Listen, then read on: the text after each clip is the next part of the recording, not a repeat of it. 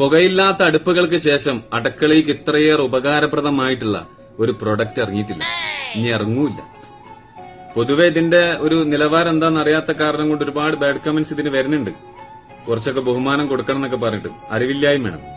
ഈ ഒരു മെറ്റീരിയലിന്റെ പ്രത്യേകത എന്താ അറിയോ? ഇപ്പൊ നമ്മൾ പുതിയ പെരക്ക് എടുത്തുങ്ങാണ്ട് അതിൽ കൊണ്ടുപോയി ടൈൽസ് ആയിട്ട് അടുപ്പുണ്ടാക്കും.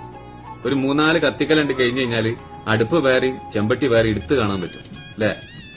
അത് നിങ്ങൾ ഇനി ദുനിയാവിൽ എത്ര വലിയ ഡിറ്റർജന്റ് ഇട്ട് കഴിയാലും ആ ടൈൽസ് വെളുക്കൂല, അത് ആ കളർ തന്നെ അവിടെ കെടുക്കും. അതിന്റെ പ്രത്യേകത എന്താ വെച്ചാല് നിങ്ങൾ ഇങ്ങനെ എന്നും കഴുകേണ്ട ആവശ്യമൊന്നുമില്ല. 3-4 മാസം കൂടുമ്പോഴോ അല്ലെങ്കിൽ 3-4 ആഴ്ച കൂടുമ്പോഴോ രാത്രി ഇത്തിരി ആർപ്പിക്ക് എടുത്താണ്ട് ഒന്ന് കുടഞ്ഞിടുക. പിറ്റേന്ന് രാവിലെ ഒരു കോട്ടന്റെ തുണി എടുത്താണ്ട് ഇങ്ങനെ നമുക്ക് തുടച്ചാല് വെള്ളാരം കല്ല് മിന്നണമാതിരി മിന്നത്. അതുപോലെ തന്നെ ഈ മഴക്കാലത്തൊക്കെ ഈ അടുപ്പ് കത്തിങ്ങിട്ട് വരാനുള്ള പാട് പോരാത്തിന് നേരം വെളുക്കുമ്പോ തന്നെ ഈ വെണ്ണീർ കോരിയെടുക്കല് അല്ലേ, അതിനൊക്കെ ഉത്തമ പരിഹാരമായിട്ടാണ് നമ്മളെ ഗ്ലോസ് അടുപ്പ് വന്നിട്ടുള്ളത്. പിന്നെ കണ്ടിട്ട് നിങ്ങൾ ഇങ്ങനെ എസ് പോലത്തെ ഒരു ഭാഗം അതിനിവിടെ ഒരു ടോപ്പ് ഉണ്ടാവും. ആ ടോപ്പ് ഇങ്ങോട്ട് ഊരിങ്ങാണ്ട് ഇവിടുന്ന് ഇങ്ങനെ കുത്തി കൊടുക്കുക, അപ്പുറത്ത് കൂടെ വന്നോളൂ.